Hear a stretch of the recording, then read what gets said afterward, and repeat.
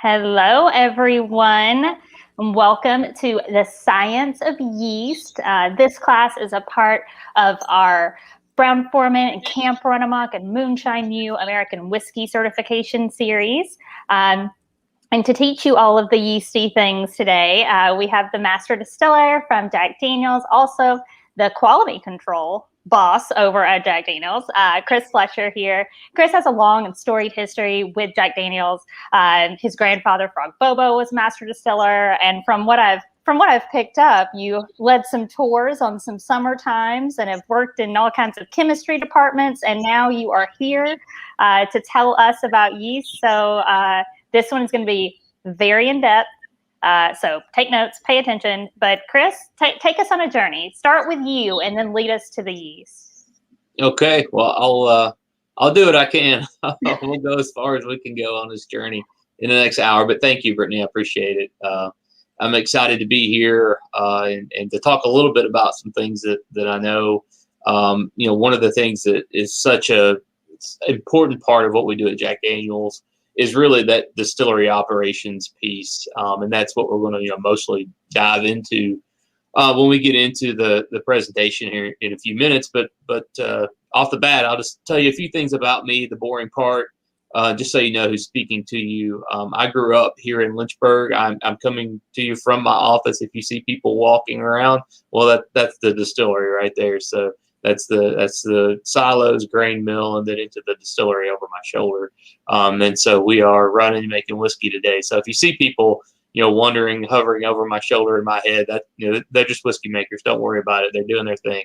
So I'm right here at the distillery. I grew up here in Lynchburg. You heard my grandfather was a distiller as well. So I was around the distillery quite a bit as a kid. When I was probably 5, 6, 7 years old, I started coming around here with my grandfather. I didn't know what whiskey was, obviously, when I was that little. It was just a time for me to be with him and to kind of run around out here and play. And, we have beautiful grounds and a cave spring and, a creek and everything that runs through the distillery. And so, I was just playing around most of the time when I was here as a kid. People think that when they find out about my granddad that I just wanted to be a distiller from a very young age. And I had no idea, just to be honest. I didn't know, again, what Jack Daniel's was, the brand, and how it's loved all over the world now. And it was really just a time to be with my granddad. And so, those are memories that I have. This is actually his old office that I'm coming to you from here. This is got a lot of his stuff here, a couple of his old bottles and things, his old desk. I know you can't see my desk, but I promise it's here. So I sit at my desk, at his old desk every single day. So it is a special thing to be, the master distiller here at Jack Daniel's now. When my granddad started working here, it was January 1957, and Jack Daniel's was just coming into the really heavily allocated years. Old Number 7 was all they ever made in his tenure. He retired in 1989, and Old Number 7 was allocated almost his entire career. It didn't come off of allocation until about 1980.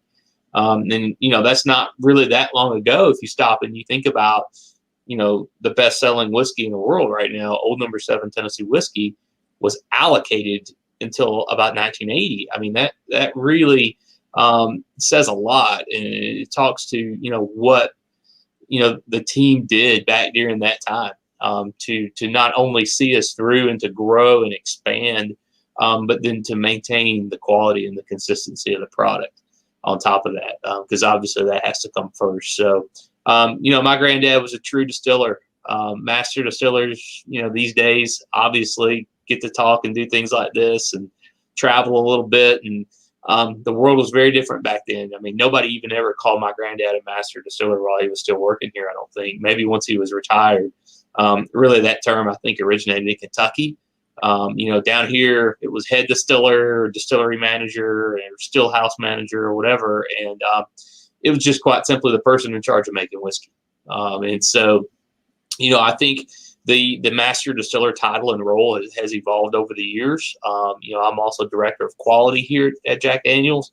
And I think that really is the easy way to sum it up, right? I mean, my role as master distiller is to make sure the quality and the consistency of our product meets the standards that we expect it to, that it has for 150 years. Now that also, gets into things like innovation and new products and things that have been coming out, which is the fun part. I'm not going to lie. I mean, it's a lot of fun, especially with our capability within our company to be able to control so many things that we can control and that we don't outsource. It really makes it fun to dig in and push things and see what we can do. So just a little bit more about me, and I promise we'll jump right in. I started working here when I was 19. It was part-time. I was in college. I started as a tour guide down here. That's when I started to kind of realize the science part of the whiskey and really pick my grandfather's brain about what goes on in the still house. And that's when I really started to learn. I was studying chemistry in college, and so I started to very quickly connect the dots. And I got lucky because when I graduated from school, Brown-Forman was hiring in the research and development department. So I moved to Louisville, Kentucky in May of 2003 and started working as a chemist there in R&D. Spent about 9 years there within Brown-Forman in R&D, working on loads of different projects with, our barrel making, with, Jack Daniel's Distillery, our Kentucky distilleries, our Canadian, and, distilleries in Mexico making tequila even. R&D was such a perfect place to start because you never knew what was coming, right? I mean, you could be involved with something completely different one day to the next. And after about 9 years of that, I'd really wanted to get into, distillery production for a while. I loved R&D, but I was ready for that next challenge. And I had an opportunity outside the company.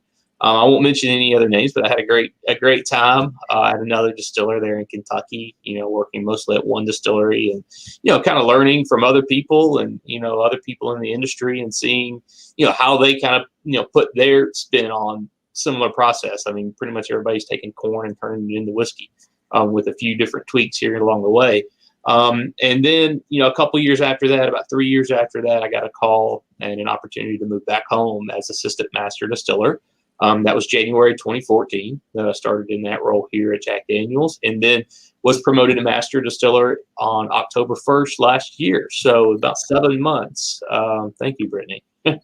Congratulations. Well earned, my friend. Thank you. So it's been a pretty long journey. I mean, I've been, someone in the industry, about 20 years, if you count, when I started. So, I've seen a lot of different distillers. I've worked in a lot of different distilleries, met a lot of great people in our industry. But I tell you, it makes what we're talking about today even that much more important to me because it is really unique and special how we make our whiskey. Before we get too far into it, the one thing, if you have questions, please send them in. I want to answer anything. I know we only have an hour, less than that now, but there's nothing proprietary. There's nothing you're going to ask me that I'm going to tell you is a secret. I'm going to give you some kind of, flavor secret of Jack Daniel's. It's just simply not true. We're making whiskey. We're making a product for people to consume responsibly, of course, but to put in their bodies. And so I think we owe it to everybody to tell you exactly how and what we do to make our whiskey. And so I don't believe in any secrets. I don't believe in anything fluffy. I want you to know the truth. I want you to know what we're doing here at Jack Daniel's. I'm not going to be naive enough to think that everybody's going to say Jack Daniel's is their favorite whiskey. But I can assure you that our distillery and our whiskey making process it's the most complete in the industry. Certainly the most complete that I've ever seen. And what we're able to control with our own hands, with our own people, from harvesting, those logs and coming into our sawmills to make barrels eventually out of those logs, to bringing in, truckloads of corn and what we're going to do, unloading and grinding and mashing. And we'll get into that in the presentation. So please, I love questions. I want you guys to get out of this what you want to get out of this. So with that, I think we're ready to jump into the presentation. Yeah, I can vouch. Before we went live, Chris was like, I hope there are a bunch of questions. So yeah, get your notepads out. It's just so hard too, just looking into this camera. And I know for very good reason we're doing this virtually now. Don't get me wrong. But I would love to have everybody down here in Lynchburg, and we could be walking right through the distillery and I could show you firsthand. But until then, this is what we're going to have to do. So You can see here this nice little video of the fermenter rolling there, the CO2 bubbling up. And then you notice Kevin Smith, Jack Daniels, not Chris Fletcher. What the heck is going on?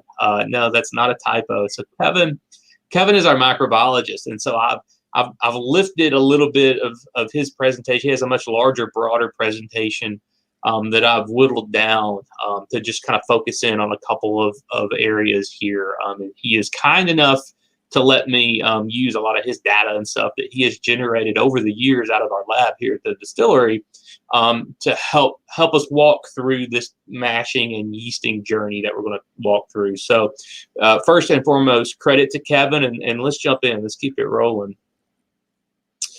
So here you can see kind of an overview. I'll touch a little bit on water. I'll show you a little bit about charcoal just because it's unique to what we do. But we're really going to focus in on grain conversion, yeast, and fermentation. So basically, the whole thing here is, yeast creates every single alcoholic beverage on the planet, right? It's made via the metabolism, the fermentation of yeast, right? And so that is the heartbeat of any distillery, brewery, winery. It doesn't matter. Yeast is literally the beating heart of the distillery. So not only does it actually make our alcohol, it makes loads of flavor as well. It is laying down the baseline of what is going to build into other flavors all the way through the process. And so it's really, really important. And then above that, grain and conversion, we're going to hit on that pretty good too, especially the conversion. And that simply means, obviously we're talking about corn, rye, malted barley coming in as whole grain, right? We can't just take that and throw it into a tank with our yeast and expect anything to happen, right? We have to prepare the grain for it to become yeast food. So that's basically what a distillery is doing, right? We're taking the grains, breaking it down into its components in its simplest form, which is sugars, breaking down, physically the grain with milling, breaking it down further in mashing from its starches to its smaller components, which are smaller sugars, which is then basically just yeast food. So that action of yeast consuming those small sugars, and converting it into alcohol is fermentation, right? So that is the very process that fundamentally all distilleries are built on. So that's what we're going to, focus on, and that's kind of the 30,000 foot level of what we're going to talk about. So let's jump in. This is a really great slide. I just had to leave it in. I almost cut it. But I want everybody to just scan through. I'm not going to read through it all. One of the things I hear a lot, I had a question one time. I was doing a talk in a big hotel ballroom somewhere. I don't remember where. Somebody said, well, if you're craft, you can only make, 5 barrels a day, or you can only do X amount of this, that, or the other. And I was just thinking, I was like, what? That says nothing of how you actually make that product.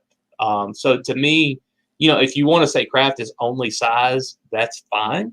But to me, how you're executing, how you are upholding a traditional process, to me, is how I define craft here and how we define craft in Lynchburg. So you can see all of that. I mean, all of that is done for a very good reason. A lot of these bullet points, proprietary yeast strain. Well, there's a lot more to that than just what you see on that bullet point, right? We could pay another company somewhere to freeze dry yeast, and we'd sign a contract with them and say, oh, you're only going to sell us this freeze dried yeast. And so, yeah, we could say it's proprietary, but here at Jack Daniels, we choose to culture our yeast from a mother culture that we can date back to Prohibition. And we have 2 microbiologists, Kevin and then Valerie, that works for him in our lab, that are growing our production yeast strain from that mother culture that we date back to when my grandfather was making the whiskey here. And controlling that literally from the lab, checking it under the microscope for, any kind of morphology or purity analysis, and putting it into our distillery for the consistent fermentation. There's so much behind all of this and what's going on and why we do it that I think it's really important. Yes, we are a big whiskey maker. Not gonna lie, I'm glad that we are, because the fact that we've had success, over the last 100 years, 150 years, it's enabled us to have microbiologists here that handle our yeast and then also handle our bacteria strains as well. It enables us to only use malted barley, natural sprouted barley grain, to break down those starches into fermentable sugars, which is the conversion part that we're going to focus on, but also 100% copper distillation column with a little pot still connected to it called a doubler, all copper, still sourcing our water here from the cave, so on and so on. And so, again, it gets back to our capability here in Lynchburg and what we can do that allows us to not only make a really daggum consistent Old No. 7 Tennessee whiskey, but it also enables us to do really cool things with rye whiskey now, and some of our barrel proof stuff that we have out, and some other things that are going to be coming in the next few years. That is a focus of mine and a priority of mine, is to start being able to tell our story of process through different whiskeys that are coming out. And hopefully some of you have had the opportunity to try some of those offerings that we've had. And if you haven't, don't worry, we got more new stuff coming in the next year or two. So be on the lookout. Well, y'all heard it here first, directly from the master yeast feeder at Jack Daniel's, that you can make a lot of whiskey and still be craft whiskey. Don't forget. Absolutely. Real quick on this, I think it's important. I know there's a lot of confusion out here around Tennessee whiskey and bourbon. I know this because, under normal circumstances, if I'm out in a bar or a restaurant with friends and they see Jack Daniel's listed on the bourbon list, they're quick to draw it to my attention and say, oh, look, they've got Jack on the bourbon list. And you know what? It is bourbon. Spoiler alert, Tennessee whiskey is bourbon. It meets all the requirements. Charcoal mellowing does not prevent us from being labeled as bourbon. That's not true at all. Actually, if we wanted to be bourbon whiskey, we would just change our label. It would be that simple. The charcoal mellowing process has been a point of difference for us, and we felt like it's always set our product a little bit apart. And that's why the Motlow family, Jack's family, labeled it as Tennessee whiskey. And so we continue to label it as Tennessee whiskey. Of course, thankfully, back in 2013, the state of Tennessee did codify Tennessee whiskey within the state. So simply said, it is bourbon. It can only be made in Tennessee. Of course, you can make bourbon in all 50 states. Probably somebody is trying to make bourbon in all 50 states. I realize that now. It has to be also aged in Tennessee, which is really, really important. You can see at the bottom. And then, of course, the charcoal mellowing process, or Lincoln County process, however you want to refer to that, even though that process does not prevent us from being bourbon, it enables us to claim Tennessee whiskey, right? And so Tennessee whiskey is just a specific form of bourbon whiskey. Plain and simple. So there's no argument from me. I love bourbon. I've got a lot of great friends that make bourbon. So there's no controversy there. I just want to get that out of the way first. So let's keep rolling. And just so you know, here's a quick picture of us making our own charcoal. You heard me make my little spiel about how, we want to control everything. Well, we make our own charcoal. We don't go to Walmart and buy sacks of charcoal and bring it in here. We are actually burning it down. This is at the distillery. This is right up the hill from my office. We are burning hard maple into hard lump black charcoal. In the next slide, I think you'll see the picture of an actual vat. There it is. So there is your Lincoln County process, your charcoal mellowing process. Both of those are really just marketing terms. Nobody here has ever called them either of those until maybe the last 20 years. Lincoln County process, you saw a little bit in marketing, maybe back in the 50s and 60s, I should say. Mellowing is just a little more romanticized name, I think. You can see in the description there, leachers. My grandfather referred to this as leaching. So the whiskey would go through clear as water right after the still, and it would work its way all the way through, and it would be clear as water when it came out the bottom of that charcoal. And it takes a couple of days for the whiskey to work its way through, but the charcoal doesn't add anything. And this is basically like a carbon filter. And really what it absorbs is a lot of the heavy oiliness of our whiskey. So one of the things, first of all, the grain bill for our Tennessee whiskey is 80% corn, 12% malted barley, and 8% rye. Just so you know, so that 80% corn, that's a lot, even within the bourbon world. That's pretty high corn content. And so if you ever tasted new make whiskey or White Dog whiskey right off the still, it does have a lot of that sweet cooked corn aroma and flavor. And so ours certainly is no different, right? It really, really has a heavy kind of creamed corn flakes, sweet corn note. But this charcoal really absorbs a lot of that. So that corn oil is I really, truly believe it's blown over in distillation. We can't measure that analytically. That's just what I smell and what I taste on the whiskey when it's distilled. After it goes through this charcoal, though, Jack Daniel's is really known for a really fruity floral aroma, and that really pops after this process. Now, those aromas are not created in charcoal mellowing, but by the lifting or the removal of the heavy corn aroma and flavor, it allows those subtle sweet notes to start to pop. And it's one of the signature characters of that Jack Daniel's yeast strain, which makes this conversation so much more important.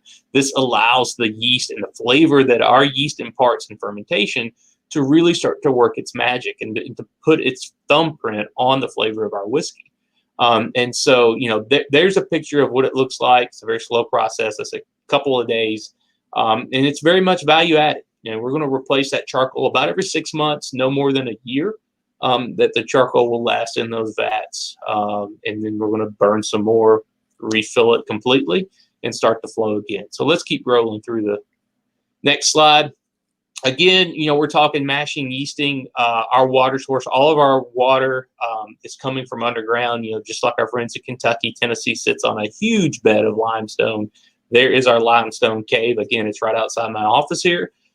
This cave spring, it's a 2-mile deep aquifer. We have tank capacity of 10.5 million gallons of this water. Just in case we ever have a drought, we have plenty of our own water that we've drawn out of this cave to use for all of our mashing, all of our fermenting here at Jack Daniel's. So I wanted to throw that picture in there. It is certainly an advantage. And this is the reason why Jack Daniel, when he was alive, picked this location. It's because of this water source. And so we're still using this water today. All right, grain quality. So I mentioned at the beginning, basically what we're doing here in a distillery is feeding yeast for them to then generate the alcohol, basically make a beer that we're going to distill in the whiskey. And so when we're talking about feeding yeast for the purpose of making alcohol, that food is sugar, right? It's fairly simple sugars, and we'll get into that in a minute. So if we start to back up through the process, though, and the goal is to provide the yeast with the best, most consistent food, sugar as possible, it only stands to make sense that we want to start the system with the best grains possible, because those grains are how we're going to get to the sugars, right? So let's go ahead and dive in. I gave you the grain bill earlier. And so one of the things, if we go beyond that, 80% corn, 12% malt, 8% rye, here's a quick look. This is our internal grain quality specs right here. Again, no secrets here. This is lifted straight out of our quality manual. We only want number 1 grain. You can see number 2, the foreign matter specification jumps up to 3%. In our experience, it's actually a lot more than that. So think about corns grown in a field. If you start to relax those restrictions on foreign matter, on broken and damaged kernels, on moisture content, sometimes we see things go the wrong way. And so we actually only use number 1 quality grain, which means it has to be cleaned prior to arrival. We are not going to clean corn here. We don't have a corn cleaner here. We pay a premium for number 1 quality. Our elevators and suppliers know that they are required to supply us with clean corn that's gone through these shaker screens and clean it, and also remove damaged, broken kernels, which then exposes, of course, the starch or the internal part of that grain, which is what we're going to then turn into sugar, which is then going to turn into our whiskey. And so another, which is just another reason to insist on this level of quality. So let's keep rolling. Chris, before we move on to the next section, I've seen that there's some questions that have come in, y'all, and we're going to get to them. Some of them make more sense now. Some of them are going to make a little more sense later. So I'm going to fire off the 2 that make a ton of sense now. So backing up to charcoal filtration, the method that you just covered and shared with everyone, is that consistent across all Tennessee whiskey, or are there variations from, distillery to distillery?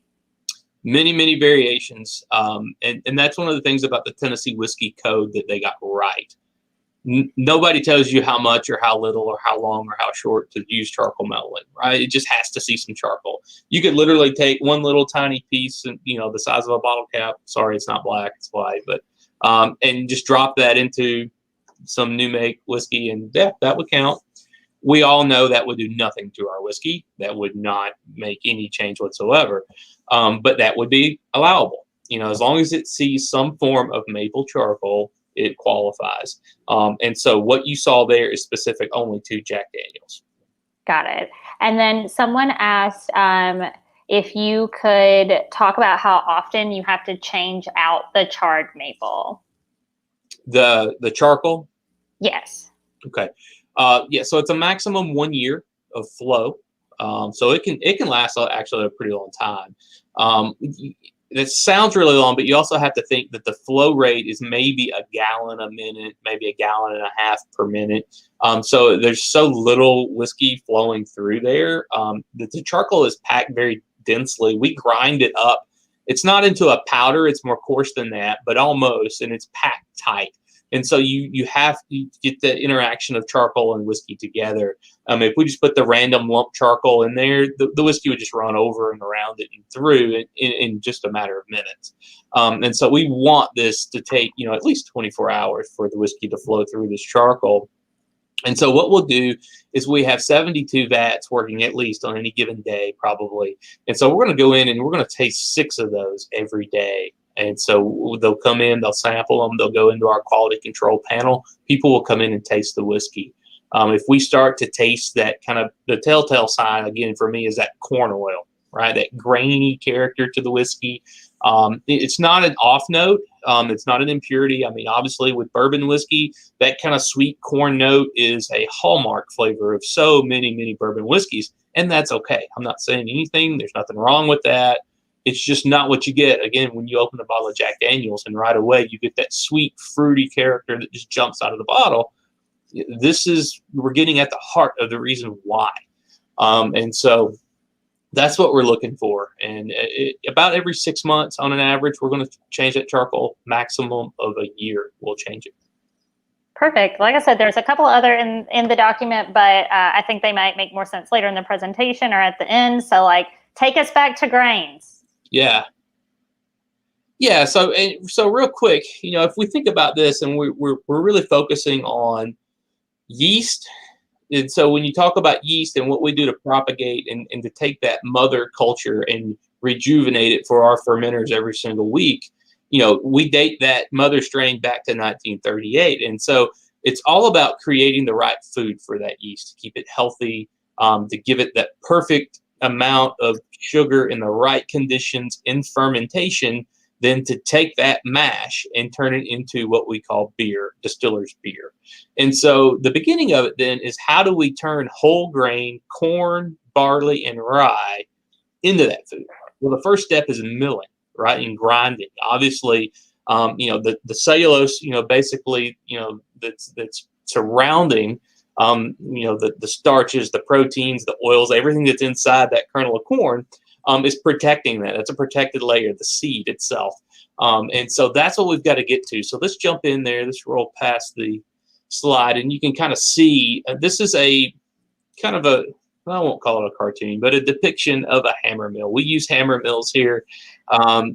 Really, they are the best at what we want to do. Roller mills are going to create way more heat, way more difficult to clean.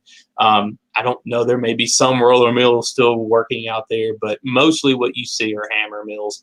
And you can see the whole kernel grain there dropping into those mills. It's a little hard. I'm getting old. I'm almost 40, so I can't quite read the small print. But what's happening is, as it's being dropped in, those hammers are rotating at a really high RPM, and it just explodes that corn into meal. Almost, not quite flour. It doesn't get quite that fine.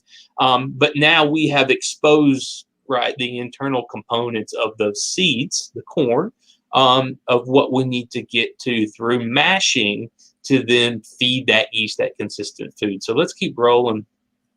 And so here's real quick, again, this is our internal specification on milling, on sieve analysis. This is how we measure. Each of those little trays has a screen in it with a different number, basically, that says how coarse or how fine that grid is, and that we monitor, that we want to check. And you can see where we want most. You see the percentages as we work our way across.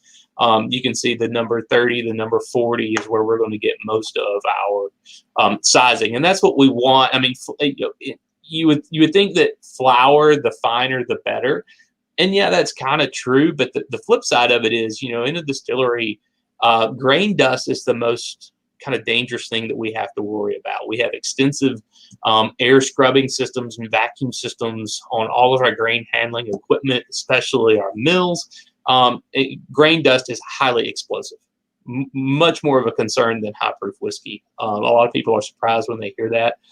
So that's the thing with grinding all the way to flour. You're going to also increase a lot of risk.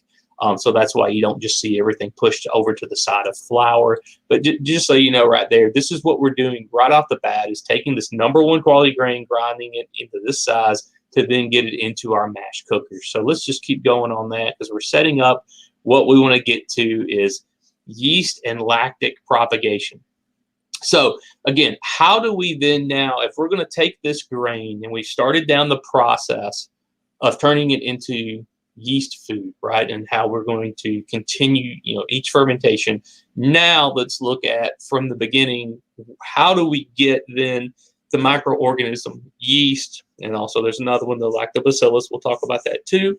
How do we then time it to where we're bringing this over from the lab to meet up with that cornmeal that we're going to, and rye meal and malt meal? We saw the sieve analysis. How are we going to bring those together then in the distillery? So now we're going to start working from the other direction to meet what we're doing in the mill and in the mashing. So let's keep going. Before we talk about from the other direction, I think there are a couple of questions here / like one thing to recap that makes sense here.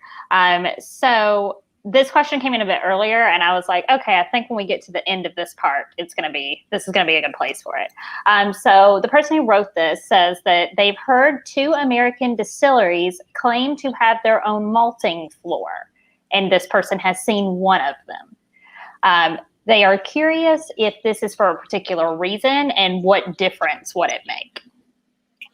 Well, I mean, it would give you a level, if you have that expertise of doing your own malting. It would give you that kind of internal capability to control it. Problem for us is, look, the big thing is the quality of barley. I mean, if you have barley that is stressed, that's been, grown during a drought, grown during really warm temperatures, whatever, that's going to really outweigh, it's going to limit what then the maltster can do with it. All of our barley is it's mostly coming from Montana, Idaho, and Colorado. Typically, that's where the best barley is grown in North America. That's where all your major breweries are going to get the best barley. That's where we go to get our barley. And so with that, if the best barley is grown in the upper Midwest, guess what? The best malt is coming out of the upper Midwest, and especially on the scale that we need. And so, at 12% of our grain bill, that's quite a bit of malt that we go through. And sure, our size helps us command that quality because we can go in, and if we have the opportunity to work with multiple suppliers, that's great too. It just helps us, build in more leverage against who we're currently buying the malt from, just to be honest. So, I don't know. I mean, I'm sure there are some distillers out there that may have a malt floor. The only ones that I've been around or been in within a distillery are in Scotland, which, of course, obviously that traditionally being 100% barley whiskey is a whole nother bag of tricks. We won't get into that. But, here, when you look at it, to me, the benefit wouldn't really outweigh what we need out of it, because, again, we're going to Montana. We're going to, maybe into some Minnesota, Dakotas, upper Midwest. That's where we got to go to get the best barley. So, I mean, it only makes sense. That's where we're going to get them all. Perfect. Thank you for that. There are 2 other things, and I'm going to give you like 30 seconds on both of them, because one of them I think you already covered, but I want to make sure whoever asked this question got all this amazing information. And also because like, I know you got a lot of whiskey to make and I want to make sure we actually get to the yeast part. So one is why 1 year of flow over the charcoal? Is there a noticeable, measurable difference after that length of time? And I know you talked a lot about the corn oil coming through in the taste. Mm-hmm. Yeah, basically with our studies and what we've seen of looking at how long and just doing time trials of hey, let's look and see where do we think it is critical. You know, we're constantly, you know, reevaluating our process and looking and seeing. Now, look, don't get me wrong.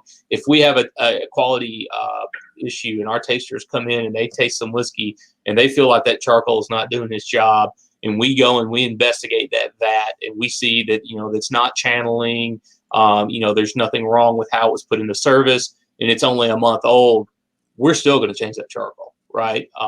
It's just, you know, I say a year, you know, just we have an hour, right? We got another 25 minutes. I'm giving you guys kind of rounded numbers here, just in the sake of time. Hey, at the end of the day, we're taking grain, we're taking water and yeast, distilling it and putting it in a barrel. I mean, this is an agricultural product. There's always things that come along day to day, week to week at a distillery because you're taking Mother Nature and you're trying to make a really consistent end product. And, you know, corn from year to year can vary a little bit, right? Really drought, you know, really hard, you know, summers can be tough. You know, really, really bad wet winters can be really tough on our loggers getting in to harvest the oak logs to make barrels. I mean, there's all these little things that come along. So the year is kind of the maximum just based on what we know of our process and our system. Okay.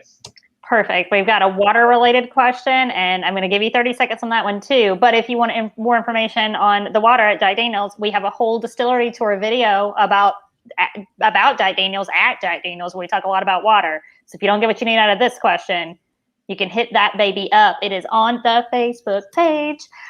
So is the water source depleting or are y'all capturing rainwater or is there some other water source feeding into it? How are we keeping this water going? It does fluctuate based on rain. So that does make it go up in the spring. Right now it's easily pumping 1,000 gallons a minute easily. We do have it checked about every couple of years for its health and that it's flowing. There are probably multiple springs that feed this. Again, underground, there's a 2-mile deep reservoir of water. So the flow has never gotten to the point to where we've had to restrict anything at the distillery. We've never had to make any production decisions based on water flow.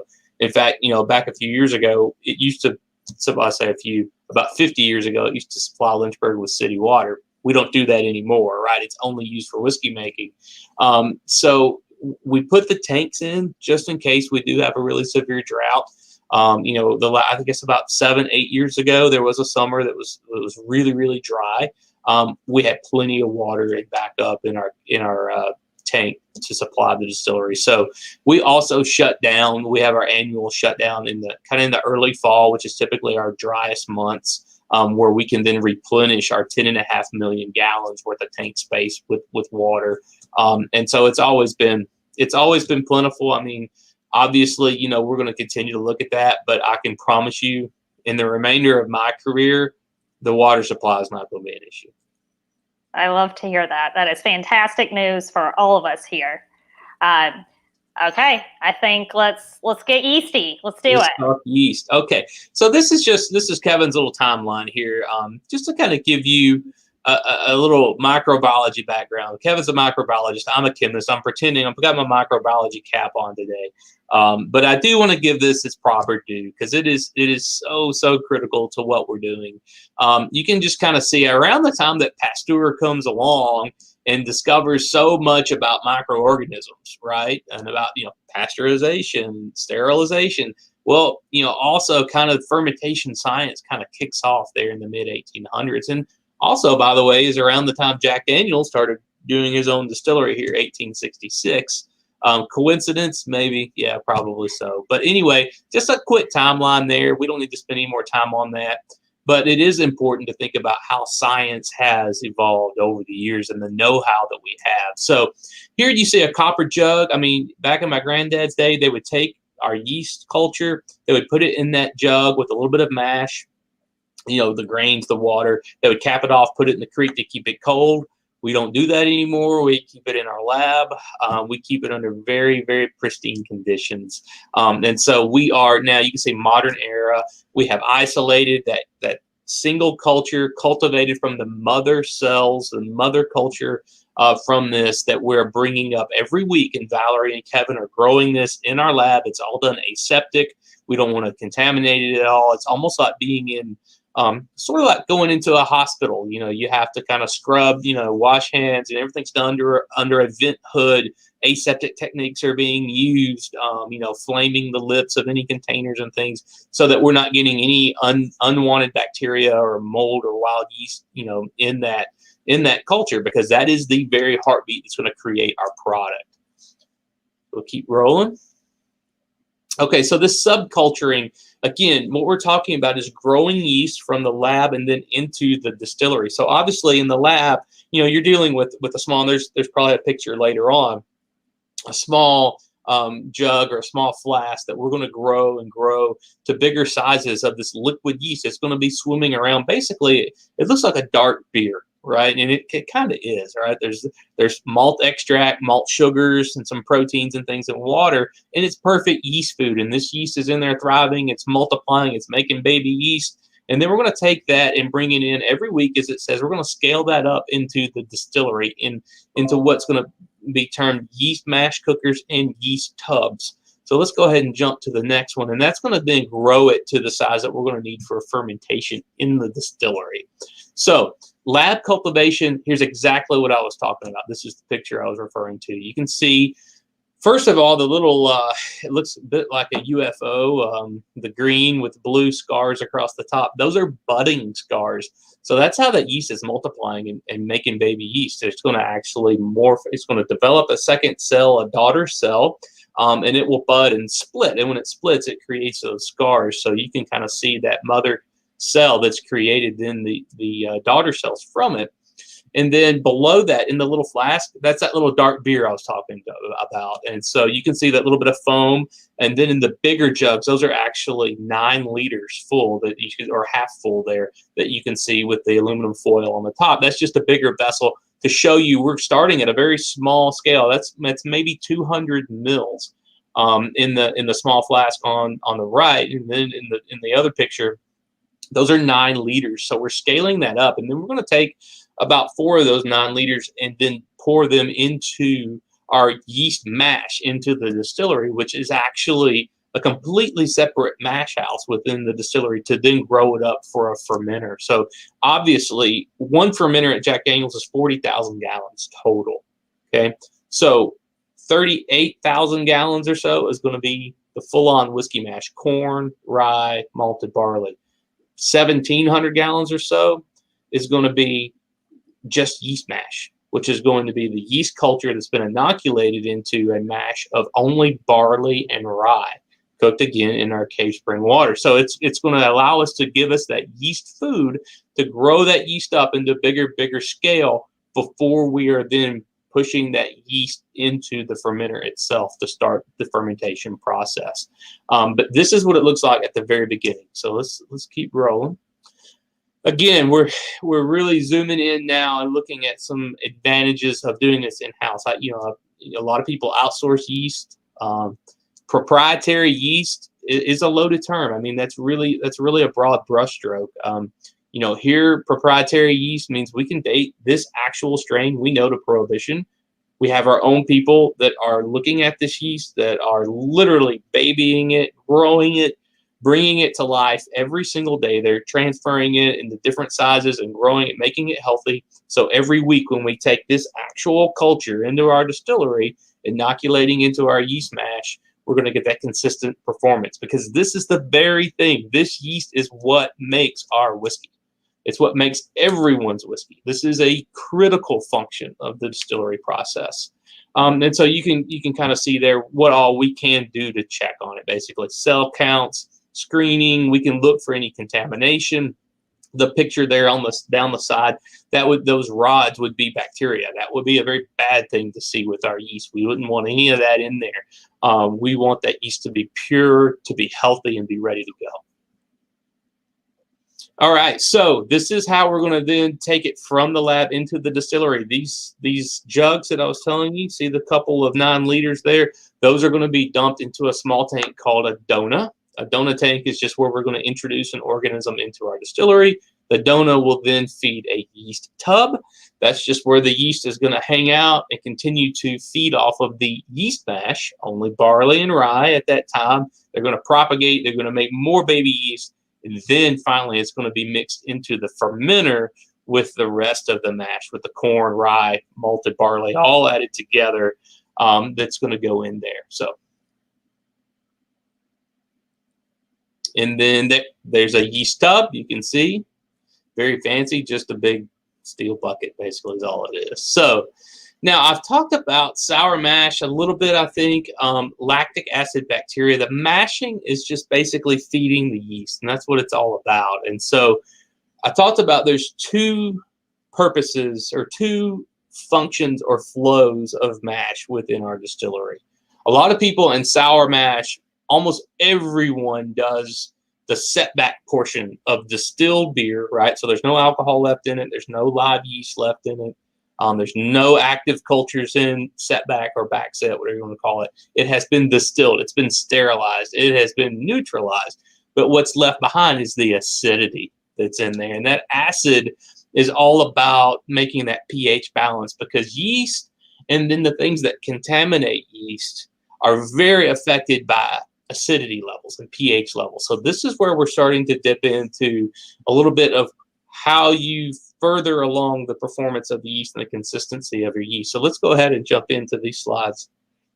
So part 1 of souring. So this is kind of what I would say the easy part, right? So when we're mashing, we're taking corn, rye, malted barley, and we're cooking it up. We're adding some setback to just kind of tweak the pH, right? We want that pH to net out below neutral. If you're at a very neutral pH, when you just cook grain up and it's all hanging out about a pH 7, you're susceptible to almost anything. Just a little bit of acidity will then protect you from maybe some of the grain comes in and you know what, it's not that clean. It can happen.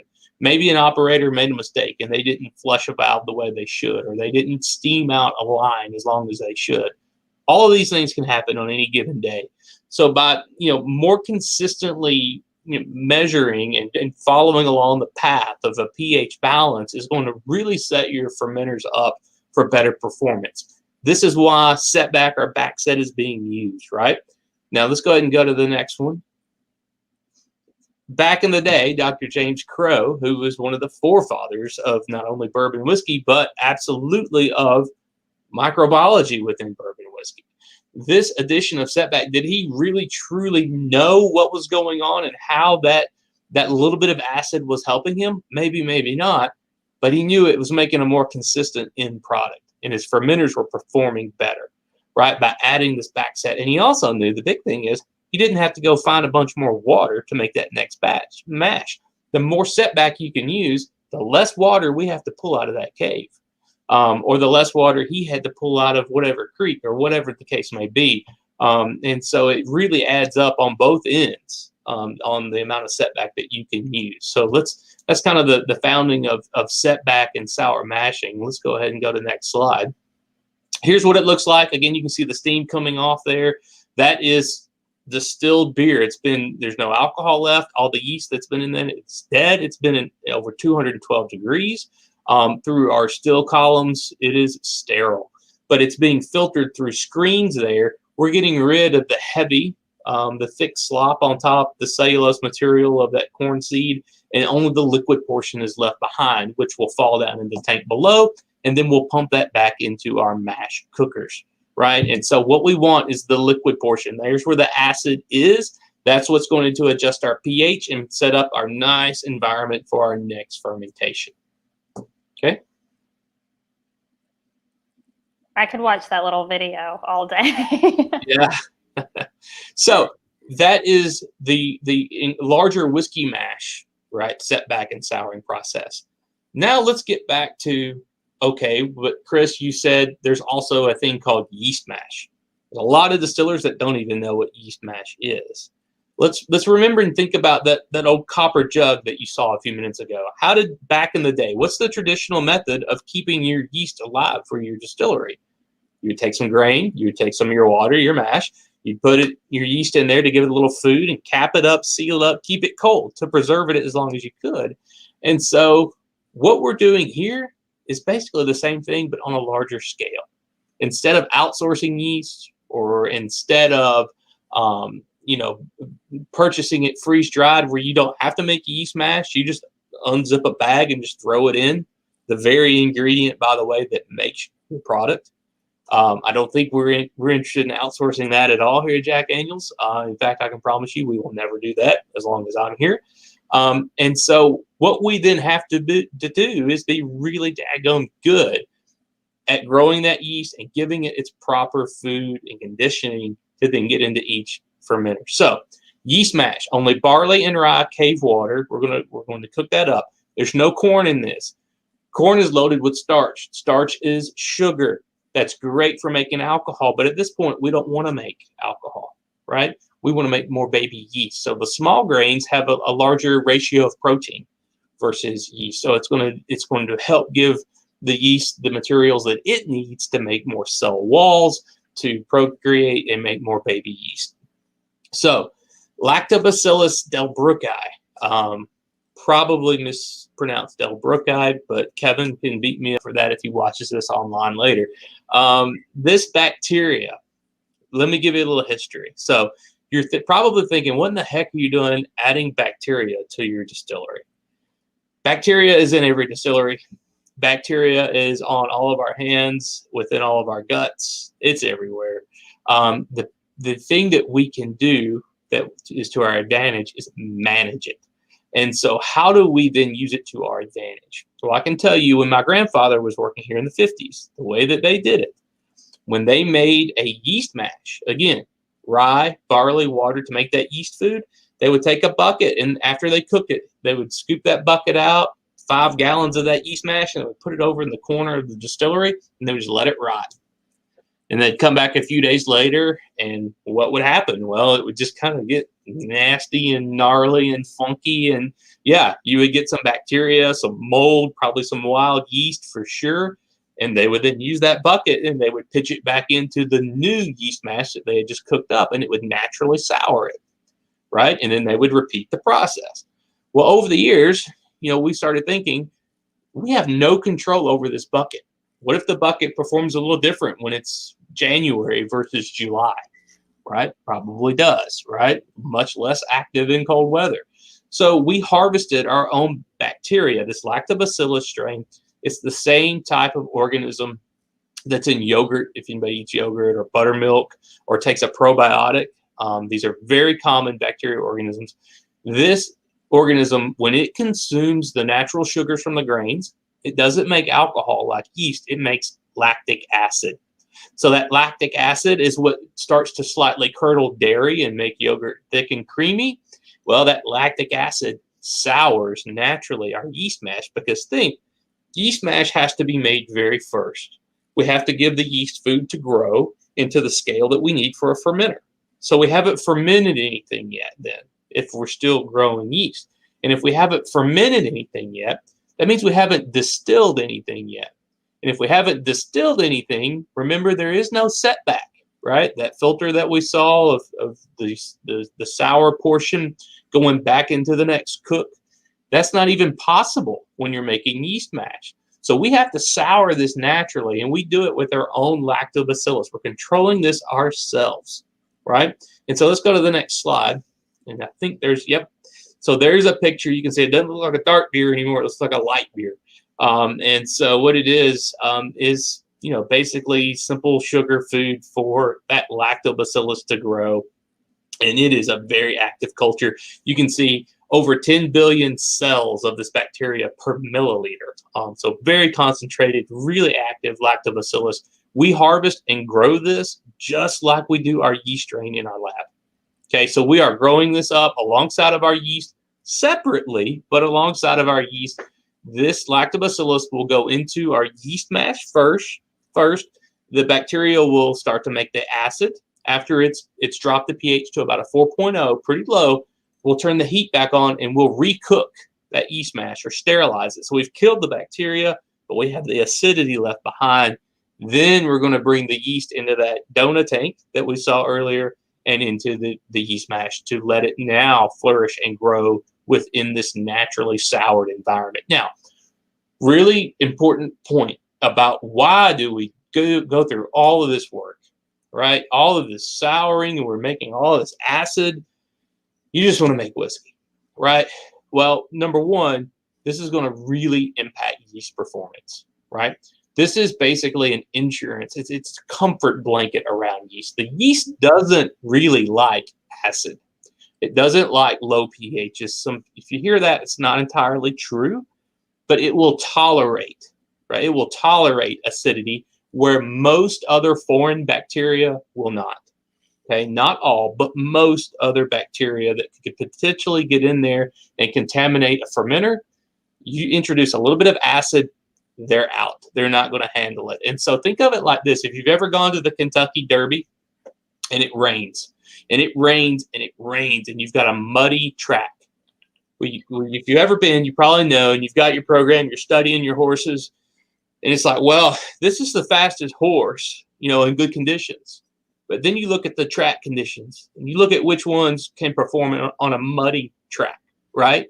That yeast can perform on a muddy track, right? So the yeast can tolerate the acidity where bacteria cannot. And so you're giving that yeast the advantage by balancing out this pH and this acidity level. It will be more consistent once it gets into the fermenter. More consistent fermenters means more consistent whiskey. Okay, so really, really important.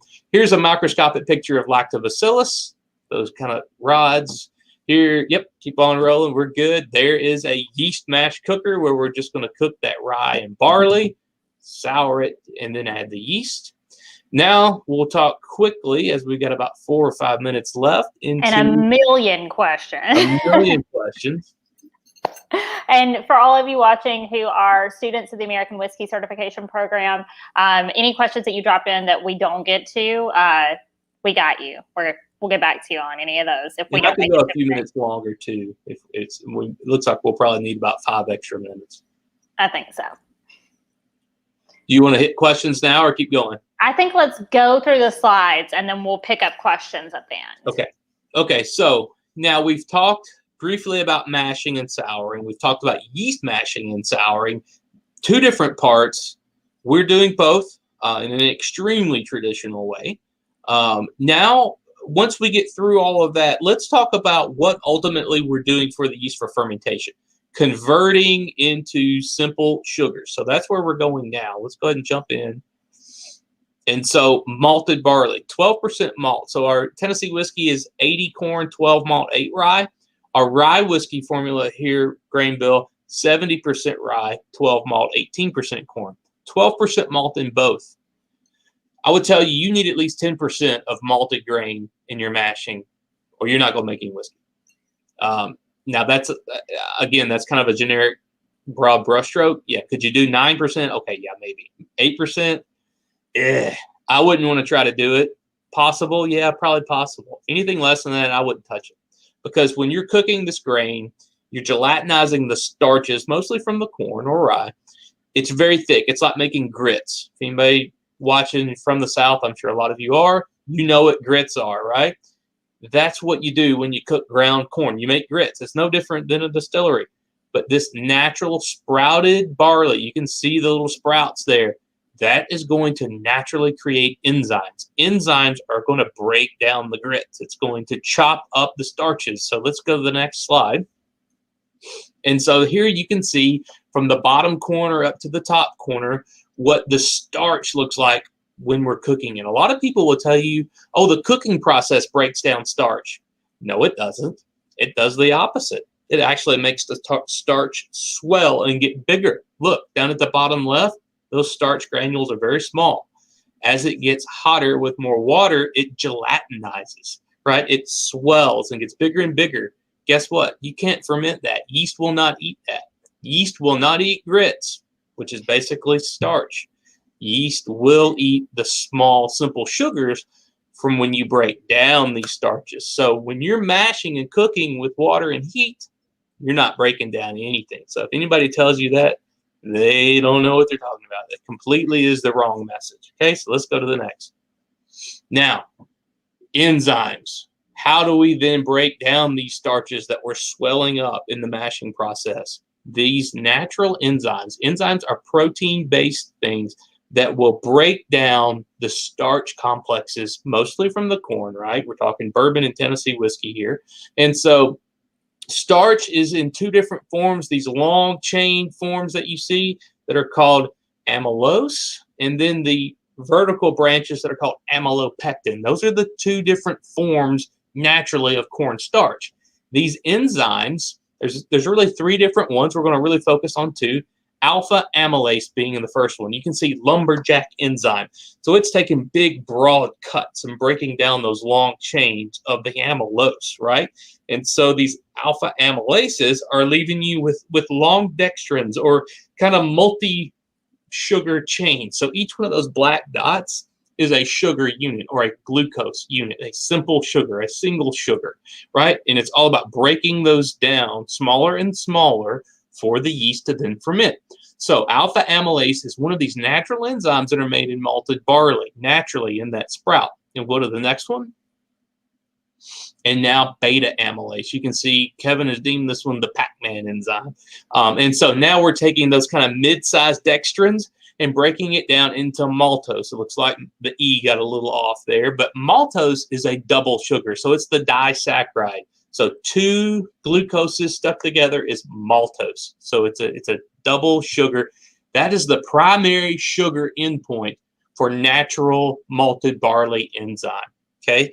Now that's very important because we could not worry about malted barley if we didn't want. We could buy enzymes now that have been modified to robustly break down starches and even other potential carbohydrate sources from different biotech companies and things.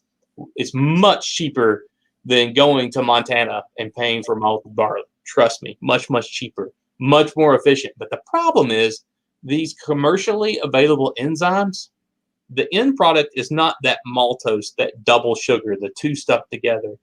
It is so aggressive to break down starch. It will break it all the way into the single sugar, the glucose. We really believe in looking at the fermentations here and doing small pilot scale fermentations that the maltose, the double sugar form of fermentation, which is what we get with the natural malted barley enzyme, creates a richer distillate, just a different profile, more character, more mouthfeel, altogether coming off the still differently than what you would get. Perfect. Thank you. You guys, we've been doing this an hour. You know what I'm going to say next. Right? Here it shows that. Here's what we show. This is Kevin's data that he's done over years of research of looking at if we did buy a commercial enzyme, what would happen? Would it make a difference in our system, in our whiskey? Yes. So many people are adding this extra enzyme, only adding a drop of malted barley or 1, 2, 3, 5%. It's not enough malted barley to break down your starches. They're supplementing with additional enzyme. That's their decision. It's not necessarily wrong. But for Jack Daniels, that's not what we believe in. That's not the way my granddad made whiskey. They relied on natural malted barley enzyme to break down those starches. And this is why. Look over on the left. You see that yellow chain? That's the maltose, the double sugar. Look how much higher up that is than any other form of sugar there based on that mashing profile. And now go to the right. Look at the commercial enzyme. Look where that yellow chain is dropped to. It is supplying the yeast with a completely different form of sugar based on how aggressively it's broken down that starch, right? You can see, obviously, the glucose higher. You can see the maltotetrose, which is a higher long chain, is higher. It's not feeding the yeast the same sugar source than what a natural enzyme package from the barley is going to give it. This is why 12% malted barley in both of our recipes. We want plenty of enzyme in both to make sure that we're doing this naturally and we don't have to use any additional commercially available enzyme source. Okay. So this is quick. That really gets us through a lot of this mashing and what we're doing with the souring, the cooking, the reliance on natural malted barley. This is a malted barley kind of specification. Down at really that kind of third check mark there is what we want. The high alpha amylase, right, over 100. Diastase, which is kind of the total enzyme package, and then protein over 12.5%.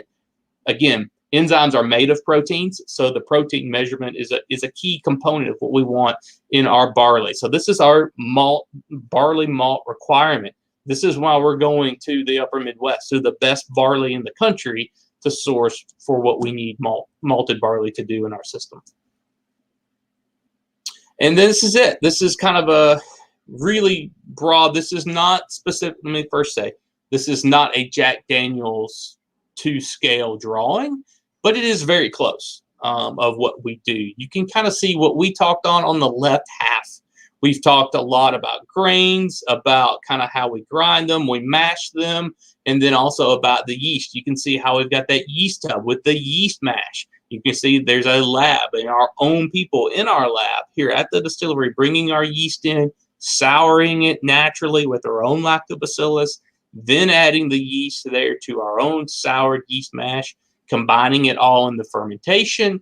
And then obviously once the fermentation is carried out, we move over to distillation and things, which is a column with a thumper for us here at Jack Daniel's. So, but we won't get into that. That's another presentation. Yeah, and then if you want to geek out on some pH and temperature profiles on when we're adding rye, malt, and whatnot. But this really gets us through. And in the sake of time, why don't we just jump into questions? Okay, I love that. So I'm going to go, there's a set of 3 that I feel like kind of go together. So I'm going to do those 3. Okay. 1, how do you select for similarities in flavor profile or avoid variations from the yeast? Well, the thing, variations from our yeast should really never hardly happen because of how we're controlling it. We will actually keep our yeast cryogenically frozen until we need it, negative 200 degrees. We will send it out to a government lab and actually have the DNA mapped.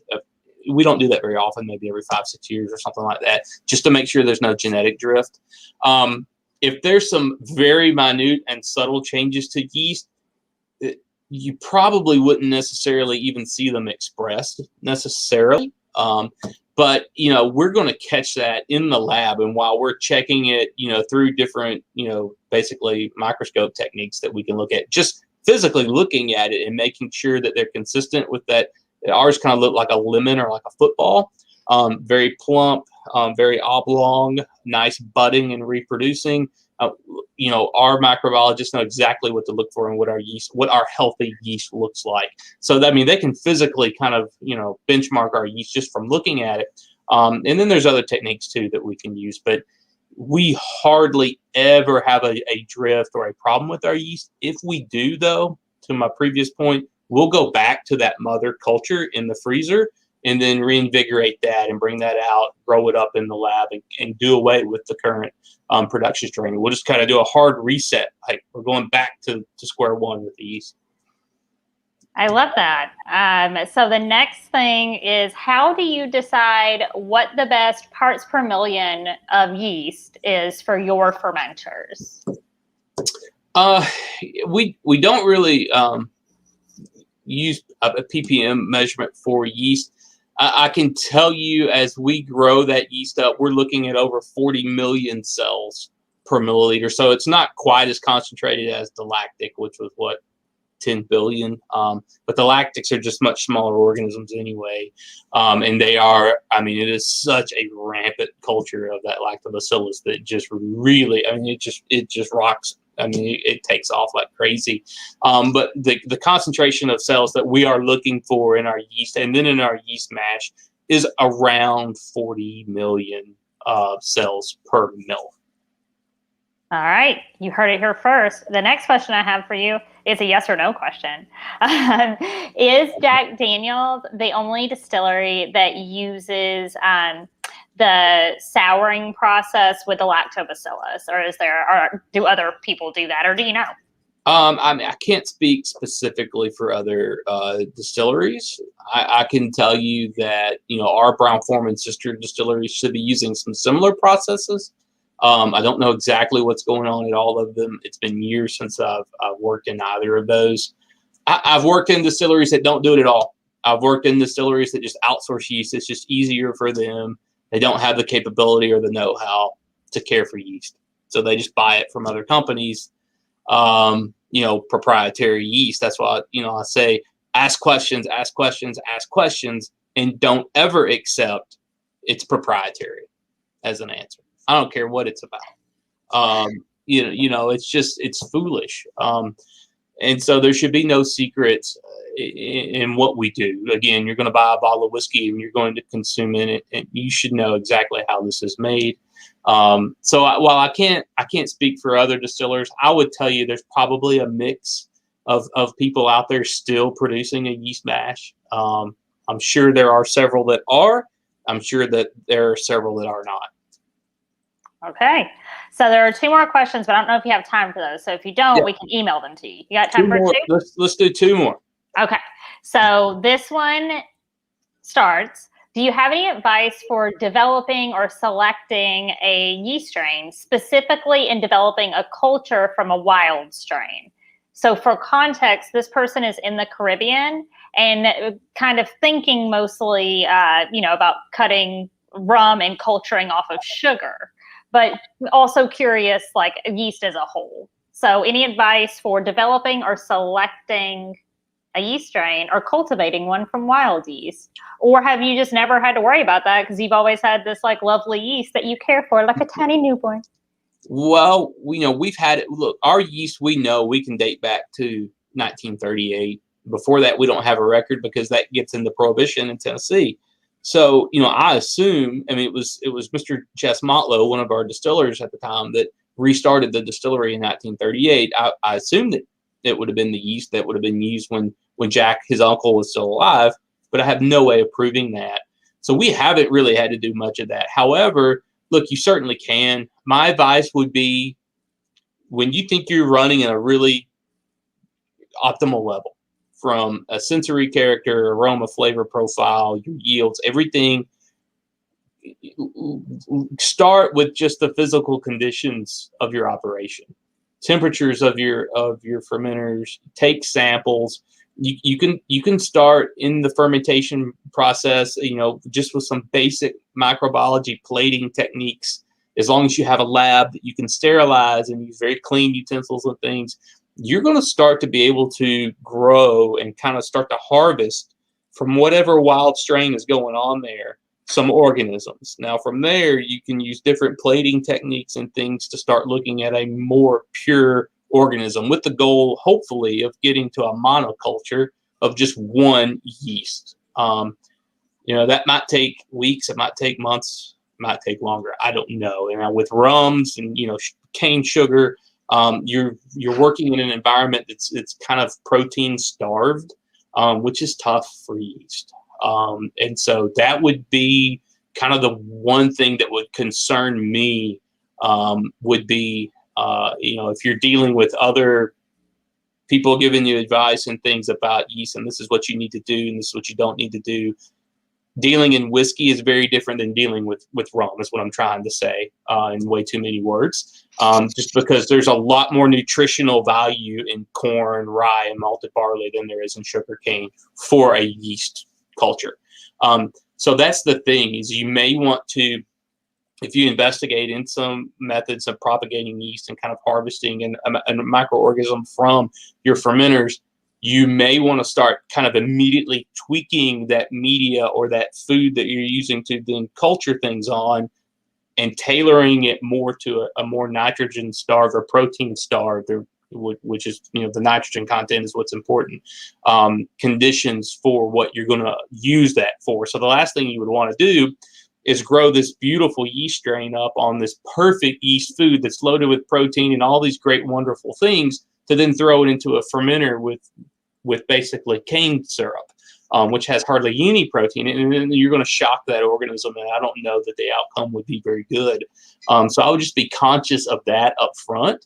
But I mean, it sounds like an awesome project. I don't know where you're at in the Caribbean, but if you need help, maybe I can come down, go to the beach, maybe on the weekends. This sounds like a field trip. That's what that sounds like to me. So this is our last question, and I feel like this one is a pretty easy one. How much did demand increase during lockdown, and did that put a lot of pressure on the distillery? It really was an up and down thing.